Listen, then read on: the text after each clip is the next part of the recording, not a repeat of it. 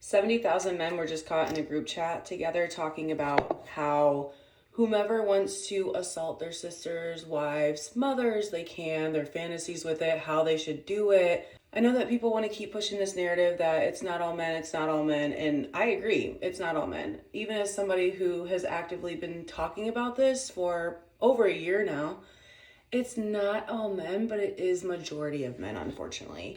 And yet people still have a hard time being able to call out others or even look inward at another person to see, hey, is this person kind of doing something shady? Most guys don't have a close relationship with their guy friends anyway. It's just like, oh, hey, what's going on, bro? You're my best friend, but like, I don't even know your fucking favorite color or what you like in life. They just have people around them, and unfortunately that's awful, but statistically it's the truth. Women gain better relationships with their friends than men. I also personally believe that a lot of men, when they do something or commit and act, like they just genuinely don't know what they're doing. And I don't mean that as an excuse. I mean it because they're ignorant. They're so used to getting away with things, or it's really not that bad, or I'm not a bad person, I was drunk and I was just mad, or I didn't do this, that's not what it was. I feel like just like how victims are like, no, is that really what happened? Like, is it really that?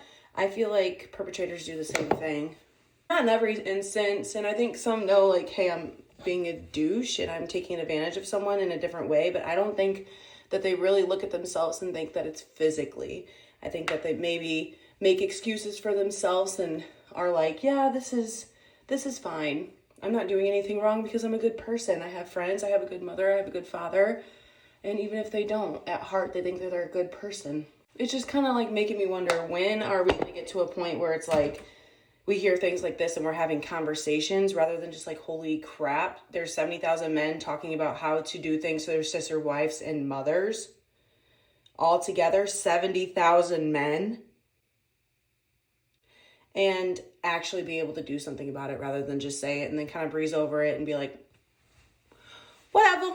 We can't change the world at once, but we can start an impact with people and we can get conversations going. Ultimately, we can scream it and talk about it, us women do, but we need more from our males. We need males to do things because unfortunately, when we even do say stuff to the males, us women, it usually goes unheard to the misogynistic men or the men who think that there's really not an issue and it's just women crying wolf. In my mind though, like, how do you not care?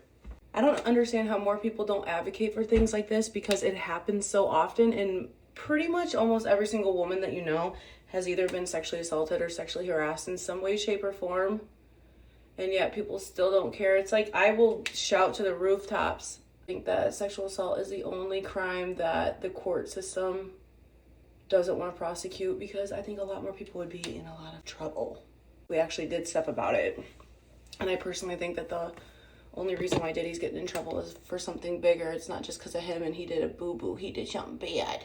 No way. There's way too many people involved with it.